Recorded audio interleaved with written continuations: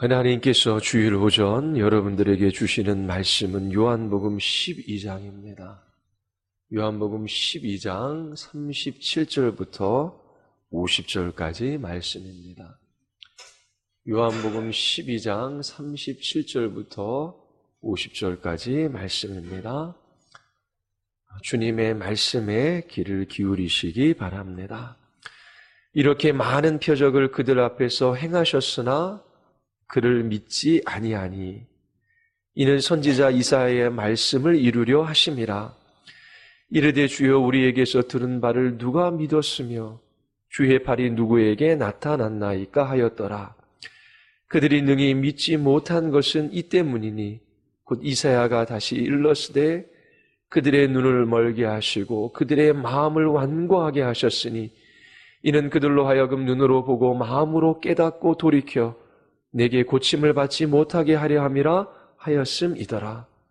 이사야가 이렇게 말한 것은 주의 영광을 보고 주를 가리켜 말한 것이라. 그러나 관리 중에도 그를 믿는 자가 많되 바리새인들 때문에 드러나게 말하지 못하니 이는 출교를 당할까 두려워함이라. 그들은 사람의 영광을 하나님의 영광보다 더 사랑하였더라. 예수께서 외쳐 이르시되 나를 믿는 자는 나를 믿는 것이 아니요 나를 보내신 이를 믿는 것이며 나를 보는 자는 나를 보내신 이를 보는 것이니라. 나는 빛으로 세상에 왔나니 물은 나를 믿는 자로 어둠에 거하지 않게 하려 함이로라. 사람이 내 말을 듣고 지키지 아니할지라도 내가 그를 심판하지 아니하노라. 내가 온 것은 세상을 심판하려 함이 아니요 세상을 구원하려 함이로라. 나를 저버리고 내 말을 받지 아니하는 자를 심판할 이가 있으니 곧 내가 한 그 말이 마지막 날에 그를 심판하리라. 내가 내 자의로 말한 것이 아니요 나를 보내신 아버지께서 내가 말할 것과 이를 것을 친히 명령하여 주셨으니 나는 그의 명령이 영생인 줄 아노라. 그러므로 내가 이르는 것은 내 아버지께서 내게 말씀하신 그대로니라 하시니라. 아멘. 기도하시겠습니다. 거룩하시고 자비로우신 하나님, 우리 모두 주님의 음성 듣기를 원하나이다. 주의 영광 보기를 원하나이다. 참으로 우리를 위하여 십자가에서 물과 피를 쏟으신 그 놀라운 그리스도의 은혜와 하나님의 사랑을 깊이 경험하게 하시고 저희들이 모든 생명 있는 날 동안 오직 우리의 구원의 하나님을 찬양하며 경배하게 하여 주시옵소서.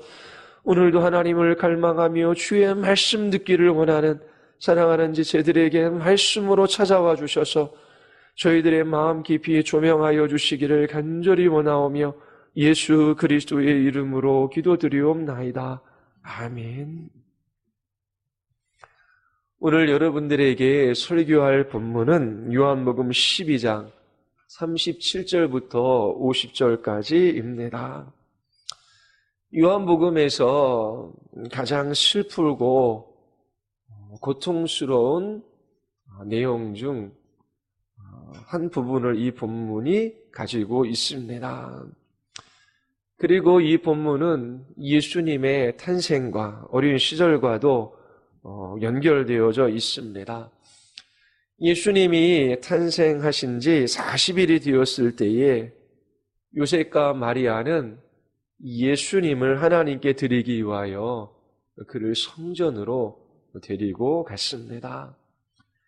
마침 예루살렘에는 시몬이라고 하는 경건하고 의로운 사람이 있었습니다. 그는 그리스도를 보기 전에는 죽지 아니할 것이다 라고 하는 성령의 지시를 받은 사람이었지요. 그가 아기 예수를 보고 축복하며 요셉과 마리아에게 다음과 같은 예언을 합니다.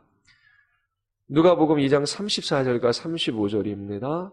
시몬이 그들에게 축복하고 그의 어머니 마리아에게 말하여 이르되 보라, 이는 이스라엘 중 많은 사람을 패하거나 흥하게 하며 비방을 받는 표적이 되기 위하여 세움을 받았고 또 칼이 내 마음을 찌르듯 하리니 이는 여러 사람의 마음의 생각을 드러내려 함이니라 하더라. 자, 아기 예수를 향한 이 시몬의 예언은 기쁜 소식입니까? 아니면 슬픈 소식입니까? 아기 예수에 대한 이 예언은 슬픈 이야기입니다. 시몬의 예언은 마리아와 요셉에게 기쁨보다 슬픔을 가져다 주었을 것입니다. 예수 그리스도께서 오심으로 어떤 사람은 그리스도를 믿어 높아지는 반면 어떤 사람은 심판에 빠지고 멸망을 받게 될 것입니다.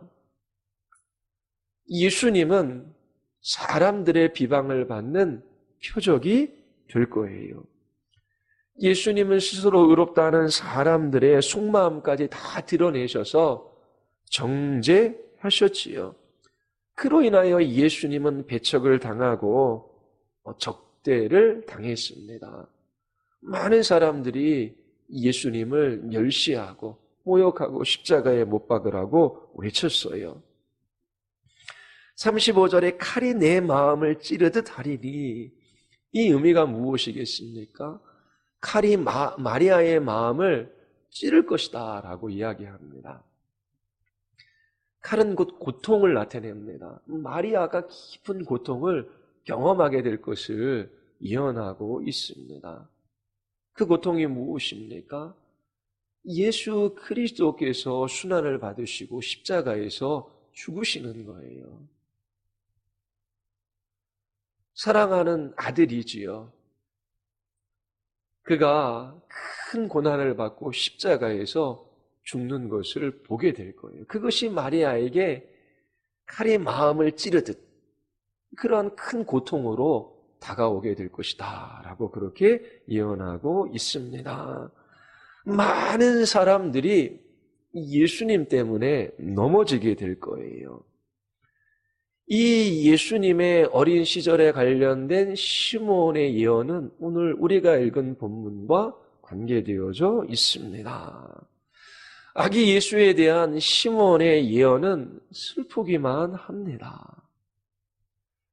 하지만 예수님과 요한이 슬픈 것을 우리에게 말하는 것은 우리로 하여금 슬퍼하게 하기 위함이 아니라 우리를 기쁘게 하기 위함입니다.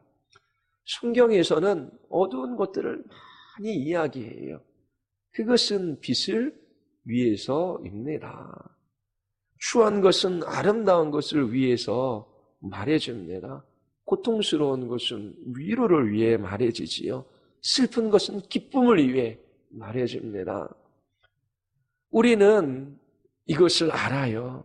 왜냐하면 예수님께서 요한복음 15장 11절에서 이렇게 말씀하셨기 때문입니다. 내가 이것을 너희에게 이름은 내 기쁨이 너희 안에 있어 너희 기쁨을 충만하게 하려 함이라. 이 예수님께서 사람들에게 배척을 받고 대적을 당하십니다. 순환을 받으셔요. 모욕을 받고 십자가에서 죽으셔요. 이 모든 슬픈 이야기는 우리의 기쁨을 위한 것입니다. 그리고 아기 예수에 대한 슬픈 예언 역시 우리의 기쁨을 위한 것이지요.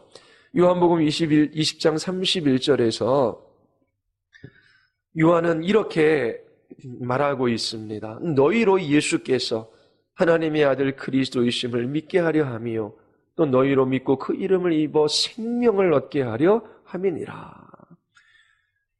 예수님과 요한의 말씀 속에는 어둡고 슬픈 것이 많이 들어 있습니다. 그러나 이 어둡고 슬픈 것이 우리의 기쁨과 우리의 생명, 우리의 영생을 위한 것임을 성경은 우리에게 증거해 주고 있습니다. 본문에서 가장 마음 아프고 슬픈 부분은 37절서부터 43절까지입니다. 이스라엘의 불신앙과 하나님이 그들의 눈을 멀게 하신 것에 관한 이야기입니다. 이것을 살펴보기 전에 본문의 마지막 부분인 44절과 50절의 말씀을 먼저 여러분들에게 설교하고자 합니다. 12장에서 예수님의 공적인 사역이 끝납니다. 13장부터는 예수님께서 십자가에서 달리실 때까지 제자들에게만 말씀하십니다. 그리고 십자가의 죽으심과 부활에 관한 이야기가 계속해서 나옵니다. 3년여 동안의 공적인 사역을 마치면서 예수님께서 마지막으로 말씀하신 것이 44절부터 50절까지의 말씀입니다. 이것에 관해서 먼저 살펴보겠습니다. 요한은 이 44절부터 50절을 예수님의 공적인 사역에 있어 마지막 말씀으로 배치했습니다. 요한복음 12장 36절을 한번 보십시오. 너희에게 아직 빛이 있을 동안에 빛을 믿으라. 그리하면 빛의 아들이 되리라. 예수께서 이 말씀을 하시고 그들을 떠나가서 숨으시니라. 예수님은 무리들에게 빛에 관해서 말씀하셨어요. 빛을 믿으라. 그러면 빛의 아들들이 되리라. 이 말씀을 하신 후 예수님은 무리들을 떠나가십니다. 그리고 숨으시지요. 우리는 이 요한복음 12장 본문에서 예수님이 어디로 가셨는지 또는 얼마나 오랫동안 숨어 계셨는지 알지 못합니다. 이 요한복음 12장이 설명을 하고 있지 않아요. 그런데 44절에 보면 갑자기 예수님께서 큰 소리로 이르십니다. 언제 이것을 말씀하셨을까요? 어디에서 이 말씀을 하셨을까요? 누구에게 하신 말씀일까요? 아무리 찾아봐도 요한복음 12장 이 마지막 구절, 예수님의 공적인 사역을 마치는 이 마지막 구절에 관해서 요한은 예수님께서 언제 어디서 누구에게 말씀하셨는지 설명하고 있지 않습니다. 왜 요한은 이 구절을 이런 방식으로 여기에 배치했을까요? 그 이유는 간단합니다. 이 구절들은 예수님의 공생애를 요약하는 구절이기 때문입니다. 예수님의 그 모든 사역을 핵심적으로 진술하는 구절이기 때문에 그래요. 그래서 언제, 어디서, 누구에게 말씀하셨는지와는 관련이 없습니다. 중요한 것은 이 구절들이 예수님의 사역에 대한 요약적 진술이다라고 하는 것입니다. 이 구절은 예수님의 공적인 사역에 있어서 마지막 말씀입니다.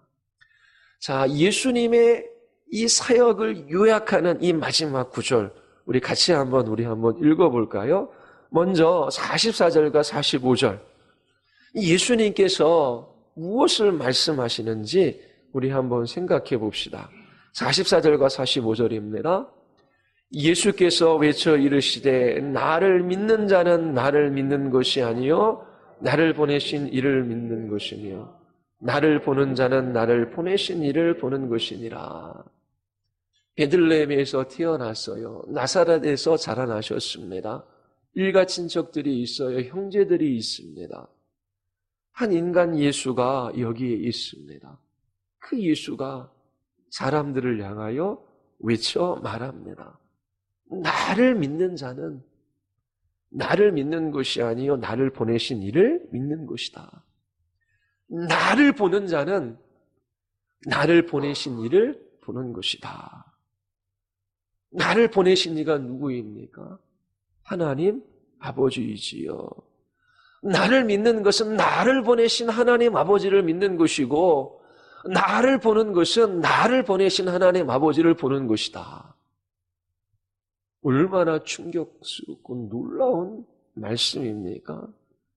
예수님은 처음서부터 예수님 자신과 하나님 아버지와 하나이다라고 하는 말씀을 하고 계셔요. 오늘날 누가 서울에서 태어났어요. 일가 친척들이 있어요. 그의 부모가 있고 형제가 있어요. 그런데 갑자기 사람들을 향하여 큰 소리로 외칩니다. 나를 믿는 자는 나를 보내신 이를 믿는 것이다. 나를 보내는 것은 나를 보내신 하나님을 보는 것이다. 나와 하나님은 하나이다. 뭐라고 하겠습니까? 미친 사람. 그렇게 말하지 않겠습니까? 요한복음 10장 30절에서 나와 아버지는 하나이라. 그리고 요한복음 14장 9절에서 빌립에게 이렇게 말씀하셔요. 나를 본 자는 아버지를 보았거늘. 이것이 요한복음의 핵심입니다. 그리고 우리의 믿음의 핵심이지요. 여러분들이 2000년 전 이 땅에 오신 그 예수 그리스도를 향하여 어떠한 마음을 가지고 계십니까? 예수님의 말씀을 듣고 그를 구원자로 받아들이지 않는다면 하나님을 여러분의 아버지로 받아들이지 않는 것입니다. 아들을 부인하는 자에게는 또한 아버지가 없으되 아들을 시인하는 자에게는 아버지도 있느니라. 예수님과 함께하는 것이 바로 하나님과 함께하는 것이지요. 여러분, 하나님의 음성을 듣기를 원하십니까? 하나님을 보기를 원하십니까? 그러면 기록된 성경에서 예수 그리스도의 말씀을 들으십시오. 그분이 어떠한 분이신지를 성경에서 찾아보십시오. 여러분들은 하나님의 음성을 들을 수 있고 하나님을 볼 수 있습니다. 유대인들은 나중에 살펴보겠지만 예수님을 향하여 불신합니다. 예수님을 대적하지요. 12장 46절에 나는 빛으로 세상에 왔나니 무릇 나를 믿는 자는 자로 어두움에 거하지 않게 하려 함이로라. 예수님의 마지막 공적인 사역에 있어서 자신을 빛이라 말씀하시지요. 예수님은 요한복음 시작부터 그의 공적인 사역 처음부터 이 말씀을 하셨어요. 요한복음 1장 5절에 빛이 어둠에 비치되 어둠이 깨닫지 못하더라. 예수님을 영접하는 사람들은 무지의 어둠으로부터 진리의 빛으로 옮겨집니다. 그리고 하나님을 따르게 되지요. 이처럼 예수님은 나를 믿는 자는 나를 보내신 자를 믿는 것이다. 나를 보는 자는 나를 보내신 이를 보는 것이다. 나는 이 세상의 빛이다 라고 말씀하셔요. 자, 예수님의 공적인 사역에 있어서 마지막으로 하신 말씀이지요. 그 가운데 가장 강조되는 구절은 뒤에 세 구절입니다. 이 마지막 세 구절을 한번 보십시오. 이 세 구절의 핵심 내용은 예수님의 말씀을 듣고 그 말씀을 받아들이는 사람은 구원을 받고 영생을 얻을 것이다 라고 하는 내용입니다. 12장 48절서부터 50절까지입니다. 우리 같이 한번 읽어볼까요? 나를 저버리고 내 말을 받지 아니하는 자를 심판할 이가 있으니 곧 내가 한 그 말이 마지막 날에 그를 심판하리라. 내가 나의 자의로 말한 것이 아니요 나를 보내신 아버지께서 내가 말할 것과 이룰 것을 친히 명령하여 주셨으니 나는 그의 명령이 영생인 줄 아노라. 그러므로 내가 이르는 것은 내 아버지께서 내게 말씀하신 그대로니라 하시니라. 예수님께서 오셔서 말씀하셨어요. 그 말씀은 예수님 자신의 말씀이 아니다라고 말씀하셔요. 누구의 말씀입니까? 아버지께서 내게 말씀하신 그대로 나는 어떻게 해요? 말을 한 것이지요. 그래서 내가 말한 건 내 명령, 그것은 영생이다라고 말씀하셔요. 이 예수님을 저버리고 그분의 말을 받지 아니하는 자는 뭐가 있다? 심판이 있고, 바꿔 말하면 예수님을 받아들이고 그분의 말씀을 믿는 자들에게는 영생이 있어요. 왜 예수님의 말씀을 믿는 자에게 영생이 있습니까? 그것은 단지 한 인간의 말이 아니라 하나님께서 그 아들 예수 그리스도 그분에게 주신 말씀이고, 그분이 하신 말씀은 자기의 말이 아니라 하나님의 말씀이기 때문입니다. 우리는 예수님의 말씀을 통해 영생을 얻어요. 이 예수님의 말씀은 하나님의 말씀이기 때문이지요. 예수님의 말씀은 유일하고 독특하고 오직 하나뿐인 말씀입니다. 그 누구도 예수님처럼 말씀할 수 없어요. 그 누구도 예수님처럼 명령할 수 없어요. 나를 믿는 자는 나를 믿는 것이 아니라 나를 보내신 이를 믿는 것이다. 나를 보는 자는 나를 보내신 이를 보는 것이다. 이러한 말씀을 할 수 있는 사람이 누구입니까? 나는 세상의 빛이다. 누가 이런 말씀을 합니까? 예수님의 말씀은 영생입니다. 왜요? 하나님의 말씀이기 때문에 그래요. 요한복음 6장 63절에 살리는 것은 영이니 유익은 육은 무익하니라. 내가 너희에게 이른 말은 영이요 생명이니라. 예수님께서 하신 말씀은 영이요 생명이다라고 말씀하셔요. 시몬 베드로가 예수님께 답하지요. 모든 제자들이 예수님의 곁을 떠나갑니다. 그런데 베드로가 주여 영생의 말씀이 주께 있사오니 우리가 누구에게로 가오리까? 여러분, 복음서를 읽어보십시오. 어떤 사람이 누가 이 세상에서 어떤 철학자가 어떤 사상가가 어떤 위대한 지식인이 이와 같은 말을 할 수 있습니까? 이와 같은 가르침을 줄 수 있습니까? 이 세상 어디에서도 이런 가르침, 이와 같은 말씀, 이와 같은 명령은 들을 수가 없어요. 그 누구도 할 수 없는 말씀입니다. 이 말씀은 하나님의 말씀이기 때문에 그래요. 나를 저버리고 내 말을 받지 아니하는 자는 심판할 리가 있으니 곧 내가 한 그 말이 마지막 날에 그를 심판하리라. 예수님을 영접하지 않고 그 말씀을 받지 아니하는 자, 그 말씀을 믿지 아니하는 자에게는 반드시 그 말씀을 따라 심판이 있음을 예수님께서 말씀하십니다. 이 말씀과 함께 예수님의 공적인 사역이 끝이 납니다. 예수님 오시고 2000여 년 동안에 우리에게 필요한 것, 그것을 우리는 정확하게 가지고 있어요. 우리에게 진실로 필요한 것이 무엇입니까?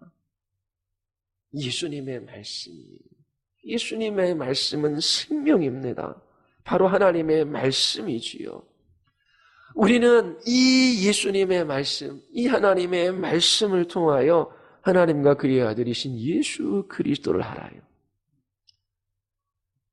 그 말씀으로 우리는 주님을 영접하고 그 말씀을 기꺼이 따르게 되는 것이지요. 이 말씀은 하나님의 말씀입니다. 얼마나 소중한 말씀입니까? 유일하고 독특하고 오직 성경에만 있는, 오직 예수님만 하실 수 있는 말씀. 바로 하나님의 말씀이 여기에 있습니다. 이 말씀을 여러분들이 들으시기를 바랍니다. 이 예수님의 말씀에 귀를 기울이고 그분과 그분의 말씀을 믿으시기를 바라요.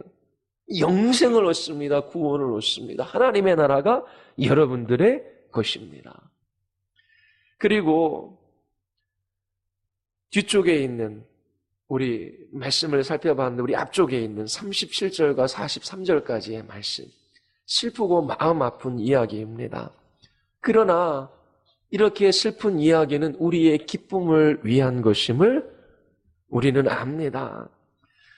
이 37절부터 43절에 이르기까지 요한이 하고 있는 것이, 요한이 말하고자 하는 것이 무엇인지 같이 생각해 보기를 원합니다. 예수님의 공적인 사역 막바지에 이르자 요한은 하나님의 영감 아래 이것을 기록했습니다. 37절과 43절까지의 핵심적인 내용은 이스라엘의 불신앙, 이스라엘의 불신, 이스라엘의 실패에 관한 요약 설명입니다. 누가복음 2장 34절에서 시몬이 말한 것을 기억하시지요. 보라, 이는 이스라엘 중 많은 사람을 패하거나 흥하게 하며 비방을 받는 표적이 되기 위하여 시험을 받았고, 예수님이 비방받을 것을 시몬은 예언합니다. 예수님을 믿고 구원받는 사람이 있지만 많은 사람들이 패하게 될 것을, 실패하게 될 것을 말하고 있지요. 또 요한복음 1장 11절에 보면 자기 땅에 오매 자기 백성이 영접하지 아니하였다. 예수님이 공적인 사역을 시작할 때에 백성들이 예수님을 영접하지 않았어요. 그리고 예수님이 공적인 사역을 마치는 이때에도 요한복음 12장 27절과 43절에서 요한은 동일한 것을 말하고 있습니다. 13장에 들어가면 예수님의 생애의 마지막 그 주간을 보내게 되지요. 예수님의 죽으심과 부활에 초점이 맞추어져 이야기가 전개되어집니다. 예수님께서 자기 백성에게 오셨지만 이스라엘 백성들은 예수님을 믿지 않고 그분을 십자가에 못 박습니다. 예수님을 저버리고 그분의 말씀을 믿지 않아요. 자, 이와 같은 이스라엘 백성들의 실패, 그들의 불신, 예수님을 향한 그들의 대적, 이것은 역사 가운데 우연히 일어난 사건이 아닙니다. 예수님께서 이 세상에 오신 이유는 죄인들을 위하여 십자가에서 죽기 위해서예요. 예수님이 세상의 구주가 되는 방식은 바로 십자가의 죽음을 통해서입니다. 하나님께서는 이 일을 미리 계획해 놓으셨어요. 예수님이 죄인들을 위하여 십자가에서 죽으시고 그리고 세상을 구원하고자 하시는 이 계획을 가지고 계셨지요.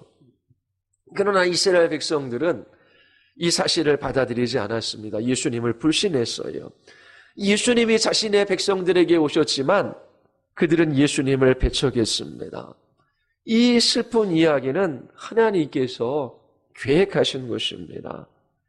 이 일을 계획하신 목적은 우리의 영원한 기쁨을 위함입니다. 이스라엘의 불신앙으로 인하여 세상은 기뻐할 수 있었습니다. 바로 하나님께서 계획하신 것이지요. 37절부터 40절에서 몇 가지 사실을 우리가 발견할 수 있습니다. 첫 번째 우리가 발견할 수 있는 사실, 여러분들에게 말씀드린 바와 같이 하나님은 이스라엘의 불신앙을 계획하셨습니다. 이 불신까지도 하나님의 주권적인 계획 아래 있었어요. 하나님은 이스라엘 백성 중 많은 사람들이 예수님을 불신하고 거절할 것을 계획하셨어요. 12장 37절서부터 39절 말씀, 40절까지의 말씀을 한번 보십시오. 우리 37절부터 우리 40절까지의 말씀 같이 한번 읽어볼까요? 이렇게 많은 표적을 그들 앞에서 행하셨으나 그를 믿지 아니하니 이는 선지자 이사야의 말씀을 이루려 하심이라. 이르되 주여 우리에게서 들은 바를 누가 믿었으며 주의 팔이 누구에게 나타났나이까 하였더라. 그들이 능히 믿지 못한 것은 이 때문이니 곧 이사야가 달시 일렀으되 그들의 눈을 멀게 하시고 그들의 마음을 완고하게 하셨으니 이는 그들로 하여금 눈으로 보고 마음으로 깨닫고 돌이켜 내게 고침을 받지 못하게 하려 함이라 하였음이더라. 자, 이스라엘의 불신앙, 그들의 실패에 관해서 요한은 기록하고 있어요. 역사 가운데 가장 슬픈 일이지요. 하나님의 아들이 자신의 땅에 왔지만 자신의 백성들이 하나님의 아들을 배척하고 십자가에 못 박으라고 외쳤어요. 이것은 역사 가운데 우연히 일어난 사건이 아니라 선지자 이사야의 말씀을 이루려 하심이라. 2번이나 기록하고 있습니다. 하나님은 이스라엘 중 많은 사람들의 불신앙을 계획하셨어요. 이것이 본문에서 발견할 수 있는 첫 번째 사실입니다. 그리고 두 번째, 이스라엘은 그들의 불신앙에 대한 책임이 그들에게 있습니다. 하나님은 이스라엘의 불신앙을 계획하셨어요. 그리고 이스라엘의 눈을 멀게 하시고 그들의 마음을 완고하게 하셨지요. 그렇다고 해서 그들은 자신의 책임을 부정하거나 그들의 죄책을 면할 수 없습니다. 그들의 불신앙에 대한 책임이 그들 자신에게 있음을 성경은 우리에게 말해주고 있어요. 요한복음 3장 18절에 보면 그를 믿는 자는 심판을 받지 아니하는 것이요 믿지 아니하는 자는 하나님의 독생자의 이름을 믿지 아니함으로 벌써 심판을 받은 것이라. 그가 믿지 아니하였기 때문에 분명히 예수님이 오셨고 그분이 말씀을 하고 계시지만 그분을 저버리고 그분의 말씀을 받아들이지 않아요. 그 받아들이지 않으므로 그가 믿지 아니함으로 이미 심판을 받은 것이다 라고 성경은 말합니다. 이스라엘의 불신앙은 그들의 죄예요. 그 죄에 대한 책임이 있습니다. 우리의 불신앙도 마찬가지예요. 지금 여러분들은 하나님의 말씀을 듣고 있어요. 주님께서 그의 공적인 사역 마지막에 하신 말씀을 들으셨습니다. 이 말씀을 믿지 않는 것은 하나님께 책임이 있는 것이 아니라 믿지 않는 여러분들에게 책임이 있고 그 죄에 대한 값을 받아야 한다라고 성경은 우리에게 말하고 있어요. 예수님을 믿지 않는 것은 인간의 책임입니다. 그리고 한편으로 예수님을 믿는 것은 하나님의 주권에게 달린 문제이기도 해요. 우리가 하나님의 주권과 인간의 책임 이 두 가지를 이해하든지 이해하지 못하든지 이 둘은 다 성경이 말하는 진리입니다. 자, 세 번째 우리가 볼 수 있는 사실. 하나님께서 어떻게 이스라엘 백성들의 눈을 멀게 하십니까? 어떻게 이스라엘은 눈이 멀게 되었지요? 요한은 이사야 선지자의 글을 인용하여 하나님이 어떻게 그 일을 하셨는지 보여줍니다. 이스라엘의 불신, 그들의 불신앙은 하나님의 계획 가운데 있었지요. 하나님께서 그들의 마음을 완고하게 하십니다. 그들의 눈을 멀게 하셔요. 이 모든 것은 하나님의 주권적인 선택에 기인합니다. 그러나 요한은 이사야의 글에서 두 곳을 인용해요. 왜 요한이 이사야서 53장과 6장 두 곳에서 이 이사야 선지자의 글을 인용하여 왜 이야기를 하고 있을까? 그것이 중요합니다.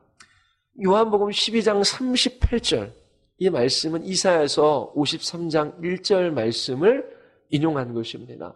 그리고 12장 40절 이 말씀은 이사야서 6장 10절을 인용한 거예요.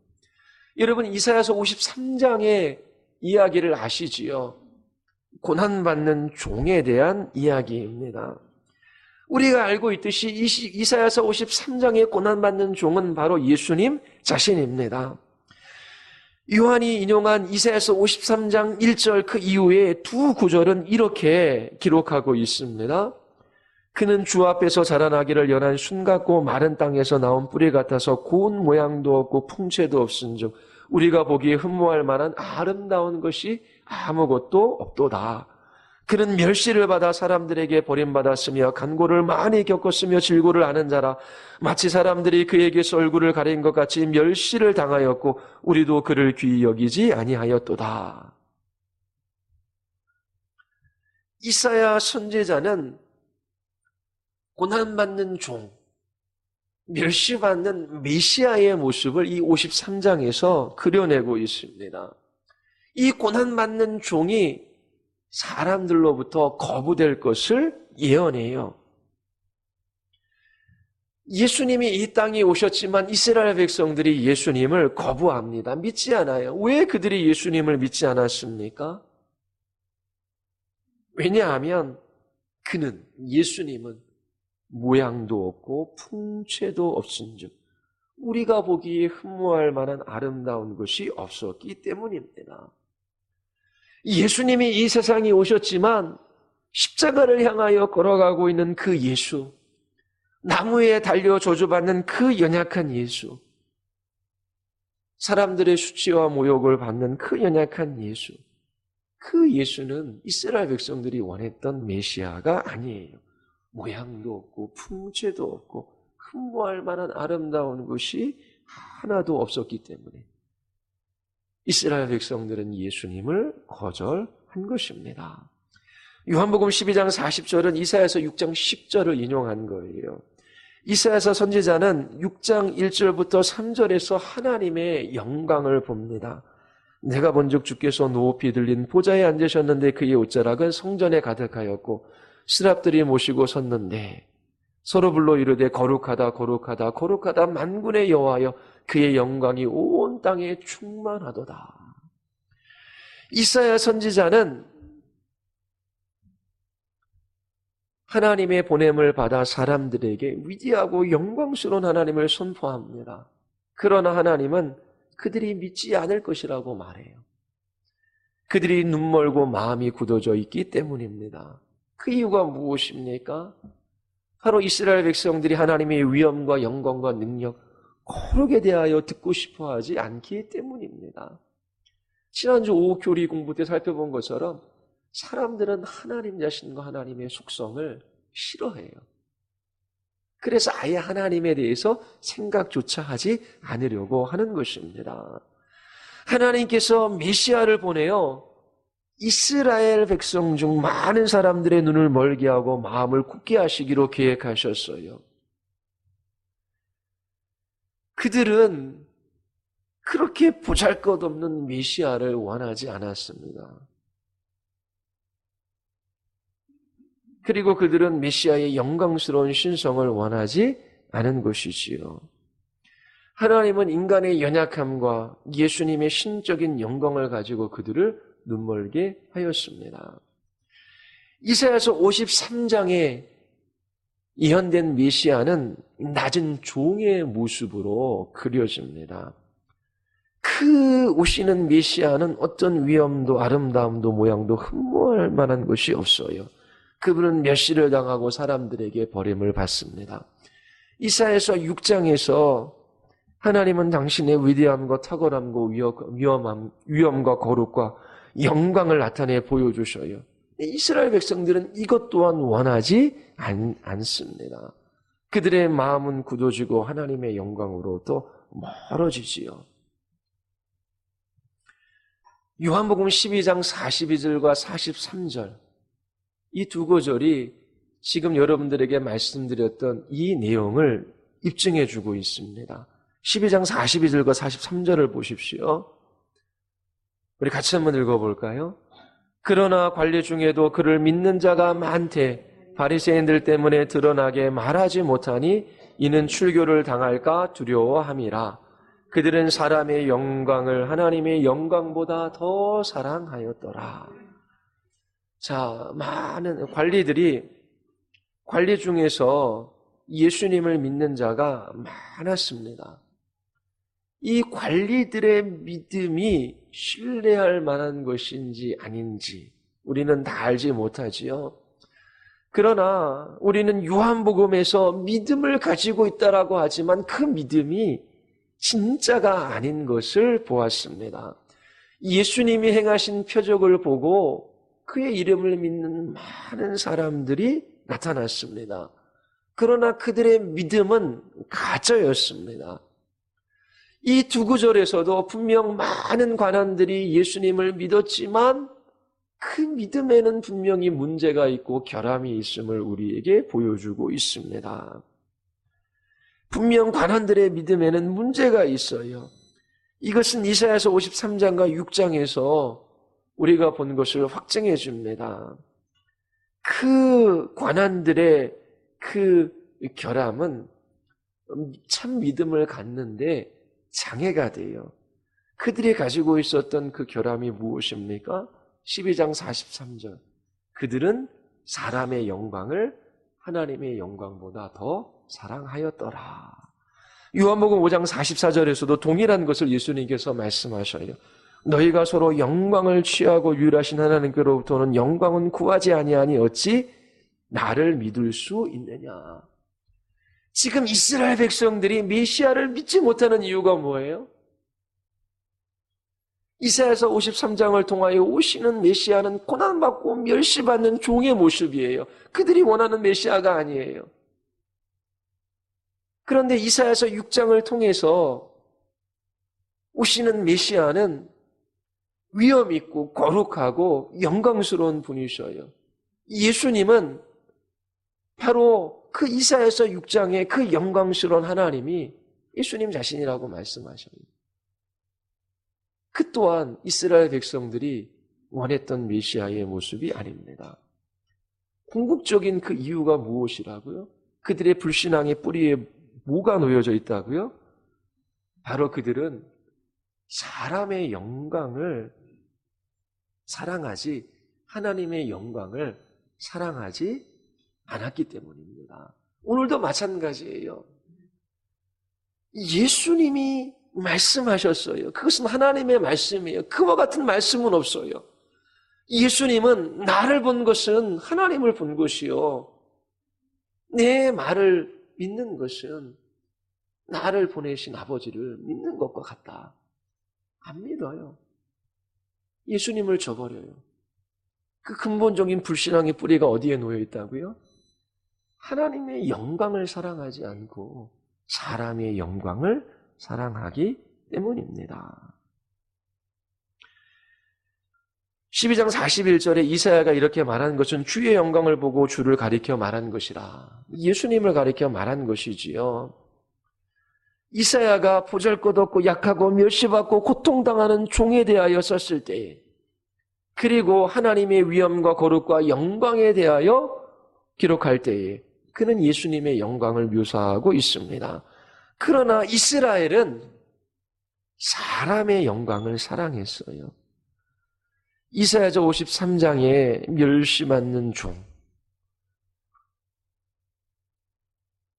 고통받는 종으로 오신 예수님, 그분은 그들의 기준에 영광스럽지 않았습니다.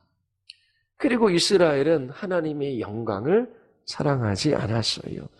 예수님이 고통받는 메시아로 오셨을 때에 그들이 원했던 메시아가 아니었지요. 그리고 예수님께서 자신이 이사야서 6장이 하나님과 하나다라고 주장할 때에 그것은 그들이 원했던 것이 아니었습니다. 그래서 그들은 예수님을 믿지 않았던 거예요. 예수님을 저버렸어요. 하나님께서 그것을 아셨습니다. 하나님께서 이 모든 것을 계획하신 것이지요. 하나님께서 그들에게 절대적으로 필요한 것, 그 필요한 것을 주셨지만 그들은 원하지 않았습니다. 왜요? 그들이 사람의 영광을 하나님의 영광보다 더 사랑했기 때문입니다. 이처럼 하나님은 이와 같은 방식으로 그들의 눈을 멀게 하고 그들의 마음을 굳게 한 것입니다. 본문에서 우리는 세 가지 결론을 얻을 수 있습니다. 첫 번째, 하나님은 모든 신앙과 불신앙을 주관하시는 주권자이십니다. 이것이 우리에게 큰 위로가 됩니다. 하나님은 당신의 주권을 높이시고 인간의 책임을 보존하시는 그런 방식으로 역사하셔요. 어떠한 불신자라도 하나님의 계획을 좌절시킬 수 없습니다. 하나님의 뜻하신 바는 반드시 이 땅에 이루어져요. 이스라엘의 불신앙이 하나님의 계획 가운데 있고 그것은 슬프고 고통스러운 일입니다. 예수님 자신이 십자가에 죽으셔야만 했어요. 그러나 이렇게 슬프고 고통스러운 이 일 또한 하나님의 계획 가운데 있고 이 슬픔은 우리의 기쁨을 위하여 하나님께서 계획하신 것입니다. 이처럼 하나님께서 하나님의 백성들을 구원하고자 하시고 그 계획을 가로막는 자는 그 누구도 없습니다. 하나님께서 신앙과 불신앙을 주관하시는 주권자이심을 이 본문에서 알 수 있습니다. 그리고 두 번째, 불신앙의 근저에 놓여져 있는 것. 불신앙의 뿌리가 뭡니까? 예수 그리스도의 영광보다 인간의 영광을 더 사랑하는 것입니다. 예수님은 하나님의 영광을 나타내는 눈부시고 아름다운 빛이에요. 그러나 그분은 약하고 보잘것없는 고난받는 종으로 이 땅에 오셨어요. 불신앙의 뿌리는 사람의 영광을 사랑하고 하나님의 영광을 사랑하지 않는 것입니다. 내 마음 안에 불신앙이 있는지 없는지 어떻게 알 수 있습니까? 내가 하나님 중심인지 인간 중심인지 살펴보는 거예요. 인간의 지식, 인간의 지혜, 인간의 아름다움, 인간의 업적, 인간의 탁월함, 인간의 위대함은 찬양하지만 진실로 하나님의 아름다움과 하나님의 위대함과 하나님의 탁월함, 그분의 위대하심을 찬양하며 경배하며 예배하고 있는가 한번 살펴보십시오. 예수님이 얼마나 위대하고 탁월하신 분이신지는 몰라요. 그분의 아름다움에 마음을 빼앗겨 본 적이 없어요. 그분이 내 인생의 최고의 보화로 주님을 사랑해 본 적이 없어요. 그 불신앙의 근저에는 뭐가 놓여져 있다고요? 주님의 영광보다 사람의 영광을 더 사랑하기 때문에 그래요. 하나님을 찾지 않습니다. 하나님의 영광을 사랑하지 않아요. 우리가 인간의 영광보다 하나님의 영광을 사랑할 때에, 주의 영광을 추구할 때에 예수님을 멸시할 수가 없지요. 예수님을 영접하고 그분을 믿게 됩니다. 그리고 세 번째, 오늘 본문 예수님의 공적인 사역에서 말씀하신 것, 이 모든 것은 우리에게 십자가를 가리킵니다. 예수님은 이사야서 6장에서 말하는 영광스러운 하나님이셔요. 그리고 53장에서 흠모할 것이 하나도 없는 고난받는 종입니다. 그래서 사람들은 예수님을 거절했어요. 예수님은 십자가 지시기 위하여 이 세상에 오셨어요. 하나님이 이스라엘의 불신앙 가운데 계획하신 것이지요. 이사야서 53장 3절부터 5절까지의 말씀을 보면 그는 사람들에게 멸시를 받고 버림을 받고 고통을 많이 겪었습니다. 그는 언제나 병을 앓고 있습니다. 사람들이 그에게서 얼굴을 들려고 그가 멸시를 받으니 우리도 덩달아 그를 귀하게 여기지 않았습니다. 그는 실로 우리가 받아야 할 고통을 대신 받고 우리가 겪어야 할 슬픔을 대신 겪었습니다. 그러나 우리는 그가 징벌을 받아서 하나님께 맞으며 고난을 받는 것이다 생각했습니다. 그러나 그가 찔린 것은 우리의 허물 때문이고 그가 상처를 받은 것은 우리의 약함, 악함 때문입니다. 그가 징계를 받음으로써 우리가 평안을 누리고 그가 매를 맞음으로써 우리의 병이 나았습니다. 이 모든 것은 하나님의 계획 가운데 있습니다. 이 모든 것이 계획된 이유가 53장 5절에 있지요. 왜 예수님께서 십자가에서 창에 찔리셨습니까? 우리의 허물 때문에. 왜 상처를 받으셨습니까? 우리의 약함 때문이지요. 그가 징계를 받으신 것은 우리의 평화를 위해서예요.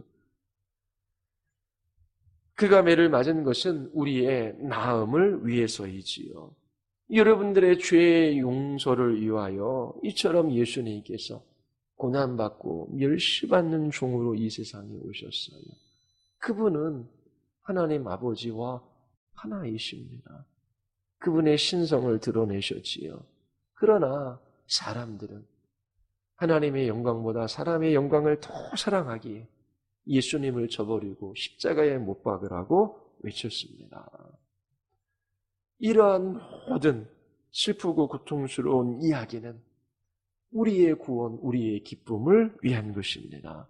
예수님께서 십자가에서 죽으심으로 우리가 하나님과 화평하게 되었고 우리가 나음을 입게 되었고 우리의 죄가 용서되어졌고 우리는 영원한 생명을 소유할 수 있게 되었습니다. 영광스러운 메시아, 멸시받는 메시아를 통해서 하나님께서 이루신 일입니다. 사람의 영광이 여러분들의 마음을 빼앗기지 마십시오. 사람 중심적인 삶을 살아가지 마십시오. 이 땅에 오신 하나님이신 예수 그리스도, 그분을 바라볼 때 우리는 하나님을 봅니다. 그분의 말씀을 들을 때 우리는 하나님의 음성을 듣습니다.